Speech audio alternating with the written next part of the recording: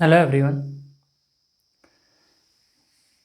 कक्षा 12 के फिजिक्स में जो हम पढ़ रहे थे चैप्टर 1, उसके अंतर्गत एक टॉपिक है एक समान आवेशित पतले गोलीय कोश के कारण विद्युत क्षेत्र। ये हम गाउस के प्रमेय के अनुप्रयोग में पढ़ रहे थे और आज हमारे पास एक गोलीय कोश है, जैसे बॉल एक समान रूप से आवेशित है, एक समान रूप से आवेशित गोलीय कोश है। उसके कारण विद्युत क्षेत्र पर हम आज चर्चा करेंगे और उसके कारण विद्युत क्षेत्र हमें निकालना है, एक इससे बाहर, एक इसके पृष्ठ पर और एक इसके अंदर। अब पहले हम बाहर देख लेते हैं। ये मान लेते हैं कि एक गोलीय कोश है और इस गोलीय कोश की जो त्रिज्या है वो कैपिटल R मान लेते हैं और ये इस गोलीय कोश के कारण इस गोलीय कोश की जो त्रिज्या R है उसके कारण इस गोलीय कोश के कारण बाहर किसी पॉइंट पर, ये पॉइंट हम P मान लेते हैं, इस पॉइंट P पर या मतलब गोलीय कोश से कुछ दूरी पर, ये कह सकते हैं, हमें विद्युत क्षेत्र बताना है। वो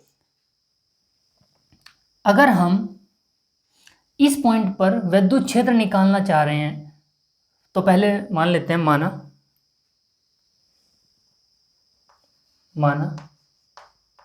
गोलीय कोश की त्रिज्या कैपिटल R है तथा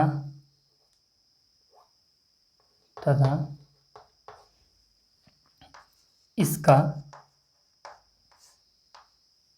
पृष्ठीय आवेश घनत्व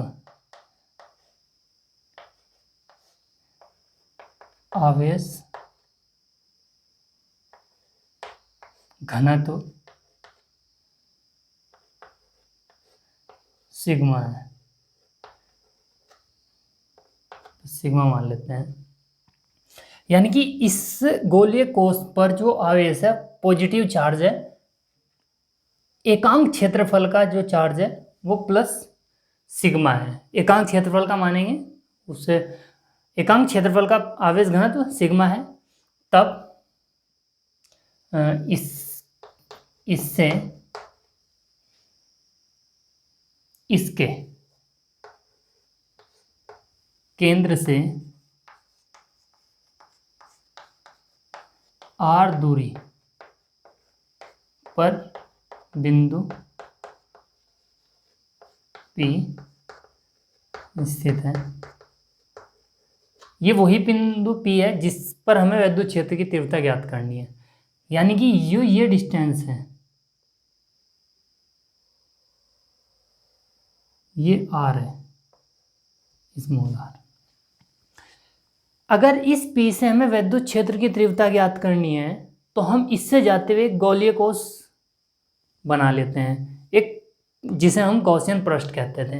तो इससे जाते हुए गॉसियन पृष्ठ खींचे अगर,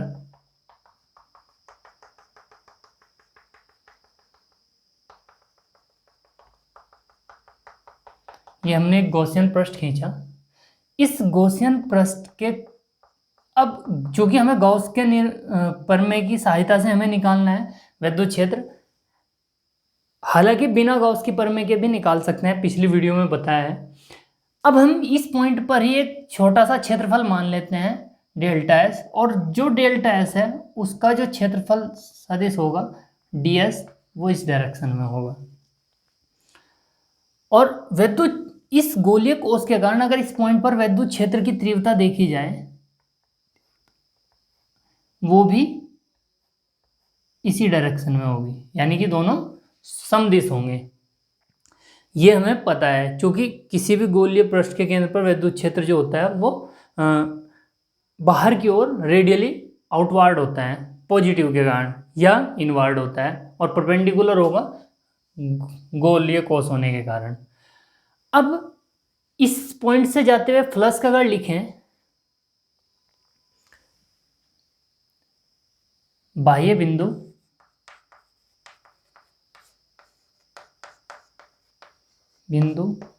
P पर सवलपांश, क्षेत्रफल सवलपांश, क्षेत्रफल सवलपांश छोटा सा टुकड़ा ds का क्षेत्रफल सदिश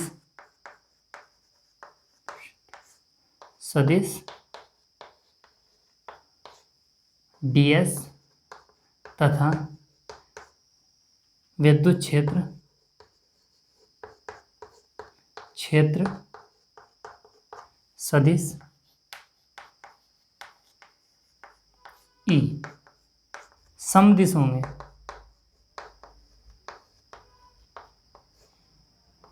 अर्थात इनके बीच जो एंगल है वो 0 डिग्री है। अगर हम P पर, तब इसके कारण P पर, तब P से निकलने वाला flux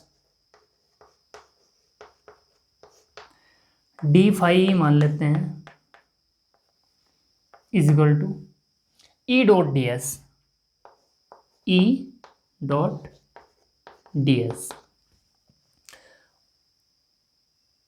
D phi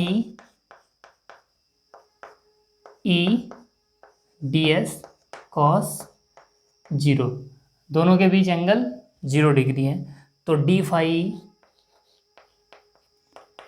E ds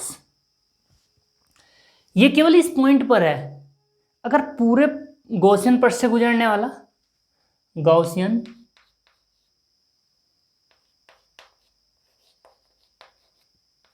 पृष्ठ से निकलने वाला फ्लक्स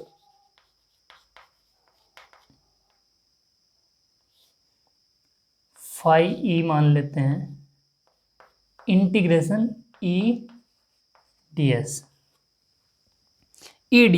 ई कांस्टेंट टर्म है, phi E equal to E integration ds।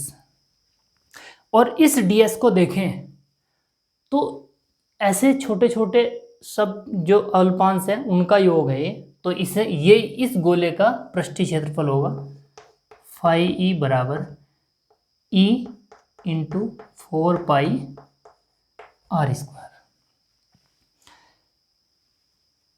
Equation first, ध्यान दें इस बात को हम ऐसे निकाला है, ये मैथमेटिकल टर्म है। अगर फिजिक्स की बात की जाए तो बस इस गॉसियन पृष्ठ से गुजरने वाला फ्लक्स, क्योंकि इसके प्रत्येक बिंदु पर विद्युत क्षेत्र की तीव्रता बाहर की ओर होगी, तो इसका क्षेत्रफल क्या होगा 4 पाई r स्क्वायर, और विद्युत क्षेत्र की तीव्रता का सदिश क्या है E, ये है। क्योंकि हमने फाई पढ़ा हुआ था, phi equal to E into 4 pi E into ds या E इंटू s, दोनों का जब वो लंबवत होते थे, यानी कि cos 90, तो हम डायरेक्ट भी लिख सकते थे E इंटू 4 पाई r स्क्वायर cos 0 डिग्री, तो ये 1 हो जाता, तो E इंटू 4 पाई r स्क्वायर, ये आप डायरेक्ट भी लिख सकते हैं, एनसीईआरटी में लिखा भी है, तो यह ऐसे निकाल सकते हैं। ये फाई अगर मैं इस पॉइंट से या गॉसियन पृष्ठ से निकलने वाला आवेश देखूं, गॉसियन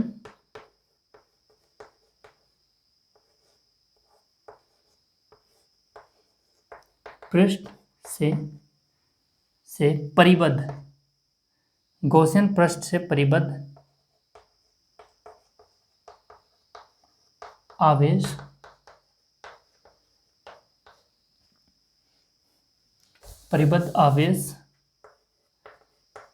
कुल आवेश कहेंगे, क्यों मान लेते हैं इसे, क्योंकि इसका आवेश घनत्व कितना है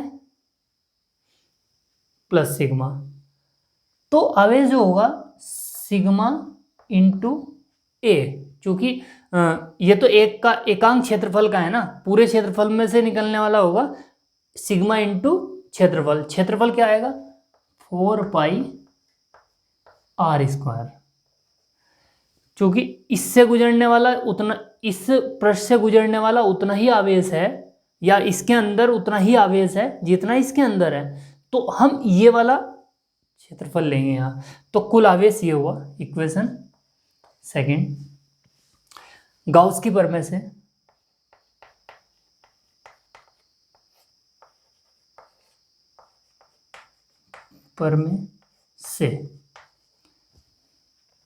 फिर वही पृष्ठ से गुजरने वाला विद्युत फ्लक्स फाई, इस पृष्ठ से गुजरने वाला कितना होगा, गॉस ने बताया था कुल आवेश लो क्यू और एप्सिलॉन नॉट से डिवाइड करो। इक्वेशन थर्ड, हमने एक आवेश फ्लक्स निकाला इस प्रकार, इससे गुजरने वाला, और एक फ्लक्स निकाला गॉस के प्रमेय से ये, तो ये दोनों ही फ्लक्स इससे गुजरने वाले हैं। तो equation first and equation second ये दोनों सेम है, तो ये हो जाएगा आपका E into 4πr² equal to Q upon epsilon not, और E equal to 1/4π epsilon not और Q अपॉन r²। अगर इसे सदिश फॉर्म में भी लिखना चाहें तो यहाँ r यूनिट वेक्टर होगा, सदिश फॉर्म में लिख देते हैं E 1/4π epsilon not Q upon r² और यूनिट वेक्टर r कैप। ये जो फॉर्मूला निकल रहा है ये है इस गोलीय कोष के कारण इस पॉइंट पर। अगर इस फॉर्मूले को देखें, ये कुछ इस प्रकार का है, जब कोई एक चार्ज था Q और इस चार्ज से r डिस्टेंस पर इस पॉइंट पर अगर E लिखते थे तो होता था 1/4π epsilon not Q upon r², अगर ये डिस्टेंस r है और ये चार्ज Q है। यानी कि ये फॉर्मूला ठीक वैसा ही है जिस प्रकार एक पॉइंट चार्ज के कारण आया करता था। अब तो हम इस फॉर्मूले से क्या निष्कर्ष निकाल सकते हैं कि जो गोलीय कोष है, गोलीय कोष का जो चार्ज है वो इस प्रकार बिहेव करता है कि उसका जो कंप्लीट चार्ज है वो एक पॉइंट पर हो।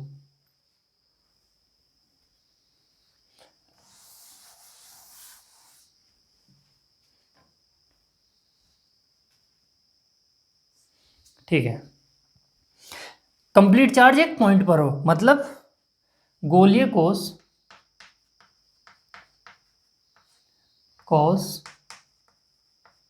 का आवेश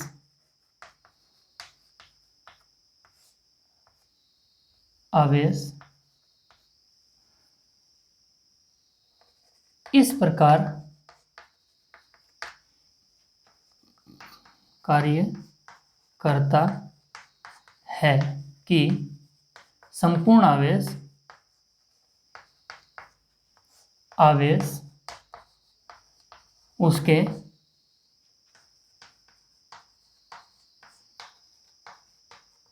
केंद्र पर स्थित हो। अब इस फॉर्मूले को थोड़ा मॉडिफाई कर देते हैं। अगर फाई लिखना चाहें तो फाई क्या लिखा जाएगा हमारा,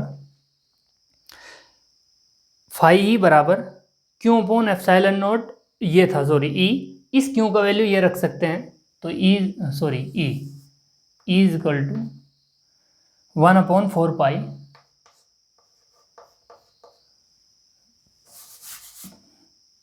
is equal to 1/4π epsilon not Q sigma 4πr², sigma into 4πr² upon हमारा था r²। आर स्क्वायर, 4 पाई से 4 पाई कैंसिल होगा तो ई इजकल टू आ जाएगा 1 upon sigma upon epsilon epsilon r square upon r square. तो अगर इस गोलीय कोष के कारण आर दूरी पर विद्युत क्षेत्र की तीव्रता देखी जाए तो sigma upon epsilon r square upon r square. ठीक इसी प्रकार यदि इस पॉइंट की बजाय इसके पृष्ठ पर ज्ञात करें, सेकंड ले लेते हैं, पृष्ठ पर गोलीय कोष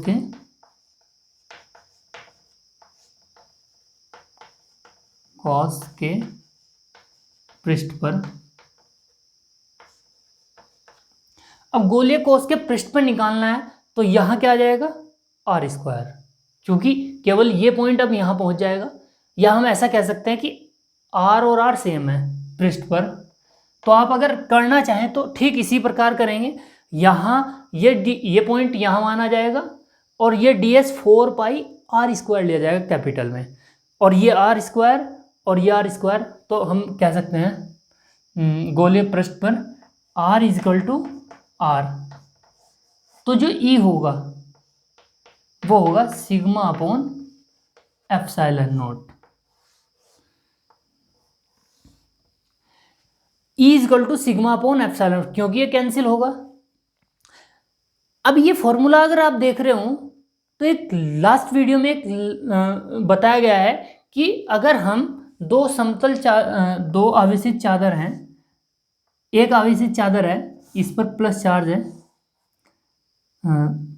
पॉजिटिव सिग्मा है, तो ये पॉजिटिव और इसका दूसरा भाग भी पॉजिटिव, और इसके कारण अगर यहाँ पर पॉइंट तीव्रता लिखते थे तो E equal to sigma upon epsilon naught ही आता था।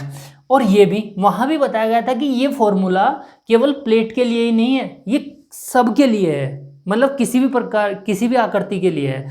तो ये था आपका सेकंड। अगर हम इसके अंदर किसी चालक पर बात करें, किसी पॉइंट पर बात करें, चूंकि जो चार्ज है थर्ड पॉइंट, यदि हम किसी गोलीय चालक के भीतर बात करें, जब गोलीय चालक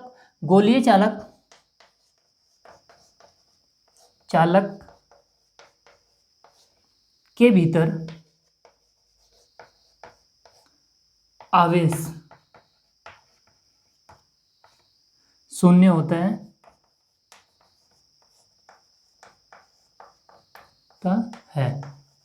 क्योंकि जब इसे चार्ज देते हैं तो ये पृष्ठ पर फैल जाता है, जबकि ये काम जो करता है वो इस प्रकार करता है कि केंद्र पर हो, लेकिन इस पर पूरे गोलीय चालक पर फैल जाता है वो आवेश। तो गोलीय चालक पर फैलने के कारण इसके अंदर क्या है, विद्युत क्षेत्र शून्य है, आवेश शून्य है। तो आवेश शून्य है तो E भी क्या होगा, विद्युत क्षेत्र की तीव्रता भी क्या होगी, 0। किसी भी पॉइंट पर अगर बात करें हम, किसी भी पॉइंट पर, मान लो इस पॉइंट पर बात करना चाह रहे हैं तो ऐसे ही गॉसियन पृष्ठ खींचेंगे और इसके अंदर कोई भी चार्ज नहीं है, तो इस पॉइंट पर या P1 कह देते हैं, P1 पर, तो इस पॉइंट पर इसके कारण विद्युत क्षेत्र की तीव्रता, यानी कि कहीं भी इसके अंदर विद्युत क्षेत्र की तीव्रता जो होगी वो शून्य होगी। और इस पे आप देख सकते हैं कि अगर हम किसी मान लो जब थंडरिंग होती है, जैसे बिजली चमकती होती है और हम किसी गाड़ी के अंदर हैं और गाड़ी के अंदर अगर हम हैं तो हम सेफ हैं, क्योंकि गाड़ी जो है एक काम करती है गोलीय कोष की तरह, और उसके अंदर जो चार्ज है उस फ्री स्पेस में, उस खाली स्थान में कोई चार्ज नहीं होता। चार्ज अगर बिजली गिरती भी है तो उसके पूरी बॉडी पर फैल जाती है, चार्ज पूरी बॉडी पर फैल जाता है और आप वहाँ सेफ रह सकते हैं। तो फिलहाल ये था। अगर हम ध्यान दें, गोलीय कोष के कारण, यहाँ मैं बता देता हूँ, ये गोलीय कोष है। अगर हम ये डिस्टेंस इधर r ले लें, सॉरी ये यहाँ पे जगह है नहीं, तो उसके लिए हम ये रफ कर देते हैं। अगर हम ध्यान दें, ये रफ कर देते हैं, आप नोट कर सकते थे इसे।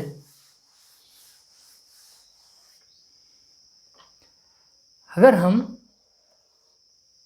समझे बात को, इधर R लें और यहाँ कोई गोलीय कोष लें और इधर E लें, तो जो E है इस गोलीय कोष के कारण, अगर हम बाहर की बात करें यहाँ, तो जो यहाँ है विद्युत क्षेत्र की तीव्रता जो है E जो है प्रोपोर्शनल है 1/r² के, आप देख रहे होंगे यहाँ से या फिर यहाँ से, और इन्वर्सली प्रोपोर्शनल है। और यहाँ भी E जो है इन्वर्सली प्रोपोर्शनल है r² के, और यहाँ E जो है वो 0 है इसके बीच में। तो कह सकते हैं कि अगर R बढ़ रहा है, मतलब R अगर R से ज़्यादा है, ये स्मॉल r यहाँ हम लिख सकते हैं R greater than R, R greater than R, और R बराबर ये यहाँ पर जो है R बराबर R पर विद्युत क्षेत्र की तीव्रता 0 है। तो इस प्रकार हम समझ सकते हैं। तो यानी कि हम कहेंगे कि गोलीय कोष से बाहर, त्रिज्या से बाहर जो विद्युत क्षेत्र है वो R की यानी कि दूरी के स्क्वायर के इन्वर्सली प्रोपोर्शनल होता है, मतलब स्क्वायर के साथ घटता है। दूरी बढ़ने पर विद्युत क्षेत्र घटता जाता है। ये तो हमने यहाँ भी हमें याद है। और अगर कोई गोलीय चालक है, गोलीय चालक के कारण अगर हम E देखें किसी डिस्टेंस पर, तो वो इस प्रकार से बिहेव करता है, और ये इसका जो चार्ज है वो इस पॉइंट पर काम करता है। अगर अब आपसे ये कहा जाए कि इस गोलीय चालक पर प्लस क्यू चार्ज है और इससे r डिस्टेंस पर तीव्रता लिखिए, तो आप यही फॉर्मूला लिख सकते हैं जो कि एक पॉइंट चार्ज का भी था।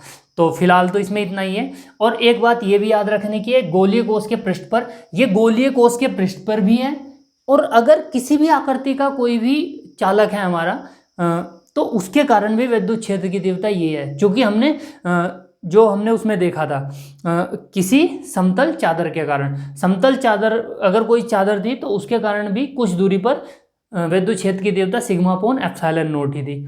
तो फिलहाल इतना ही है। ये आर्टिकल बहुत अच्छा है। तो मिलते हैं नेक्स्ट वीडियो में। धन्यवाद।